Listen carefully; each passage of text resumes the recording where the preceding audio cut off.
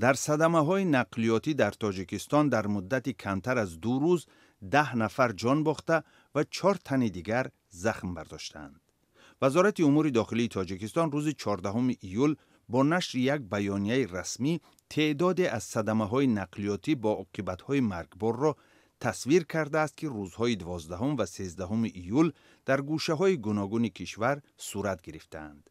در میان قربانیان ظاهراً 3 عضو یک خانواده از ناحیه وخش نیز هستند که در نتیجه صدمه مترولر جان دادند.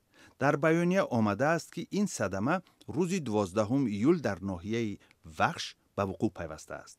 رجب علی سیدعلیف راننده مترولر موروی همراه با 9 مسافری که داشت به چقوری افتادند که در نتیجه 3 مسافر که غالباً خواهرانند هلاک شدند و 4 نفر دیگر جراحت برداشتند. سالانه در صدمه‌های نقلیاتی در تاجیکستان صدها کس کشته و معیوب یک عمری می شوند. ماشین‌های کهنه و راه‌های ناهموار، حرکت با سرعت بلند و رعایت نکردن قاعده‌های حرکت از سبب‌های مرگ و میر زیاد در راه‌ها نامبر می‌گردد.